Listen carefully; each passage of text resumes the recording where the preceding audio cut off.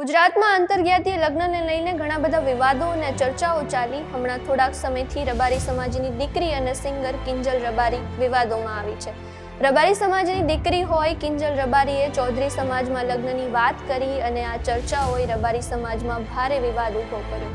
ચૌધરી સમાજના અશોક ચૌધરી સાથે લગ્ન બાબતે પહેલા કિંજલ રબારીએ સોશિયલ મીડિયા પર વિડીયો બનાવી અને આ વિડીયોમાં શંકરભાઈ ચૌધરી અને હર્ષ સંઘવી પાસે મદદની માંગણી કરી અને પછી કિંજલ રબારીએ સમાજમાં પાછી ફરી છે અને હવે રબારી સમાજ જીતના જોશમાં જોવા મળી રહ્યો છે. કિંજલ રબારીએ જે વિડીયો સોશિયલ મીડિયા પર પોસ્ટ કરી અને મદદની માંગણી કરી હતી એ વિડીયો સોશિયલ મીડિયા પરથી ડિલીટ કર્યા છે.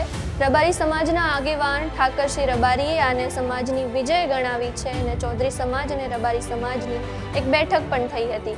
ત્યાર પછી કિંજલ રબારી પોતાના સમાજમાં પાછી ફરી છે. રબારી સમાજની આ જીતમાં આખા ગુજરાતમાં સમાજની એકતા દેખાઈ છે.